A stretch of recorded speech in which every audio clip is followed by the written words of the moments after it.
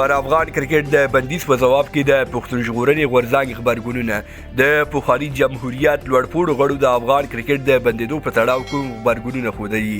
بشپړ حال په دې ویډیو کې وګورئ او انعکاس میډیا چینل سبسکرایب کړئ وروسته له هغې چې په نړیواله کچه یو شمېر هیوادونو په رسنیو کې خبرونه خپاره کړل چې ګواکې دوی غواړي په چمپیون ټرافۍ سیالیو کې له افغانستان سره سیالۍ لغوه کړي په کور دننه او بهر پراخ خبرګونونه راپورته شول په دې ویډیو کې د پښتون ژغورنې غورځنګ او د پخواني جمهوریت د یو شمېر لوړپوړو چارواکو خبرګونونه درور وو پیل له محسن داوړ کوو محسن داوړ لیکلي دي د طالبانو له لوري د نجونو په زده کړو د بندیز له امله پر افغان کرکټ ملي لوبډلې د بندیزونو غوښتنه ناعادلانه ده هغه زیاته کړې چې د افغانستان د کرکټ ملي لوبډلې د طالبانو د اقداماتو مسؤله نه ده هغوی په ویاړ سره د افغانستان بیرغ رپولی دی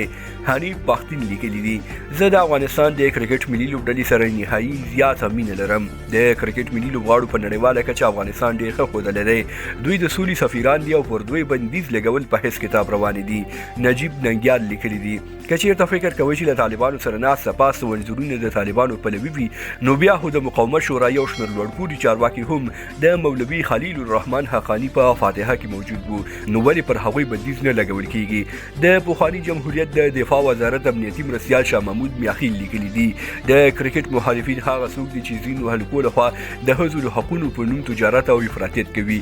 دوی ته باید وویل شي چې کرکټ د یوې ډلې اساس نه ده بلکې دوی د 40 میلیونه افغان ولس استازیتوب کوي پخواني لوړپوړي پوځي قومندان جنرال خوشحال سعادت لیکلي دي ملي لوبډله زموږ د ټولو شریکه لوبډله ده زموږ د هر یو استازولي کوي او کړې ده لوبغاړي سیاسي دریځ نه لري او هیڅوک دا حق نه لري چې سیاسي یې کړي خوشحال سعادت زیاته کړې ده دا ملي ویاړ دی او دوی ملي اتلان دي د لا ډېرو بریاوو او ویاړونو په هیله یې خوږو ملګرو ستاسې له نظره په افغان لوبډلې بندیز لګول د چا په غوښتنه شوي نظر مو راسره په کمنټ کې شریک کړئ زموږ ویډیو شیر او چینل مو سبسکرایب کړئ تر بیا ښې چارې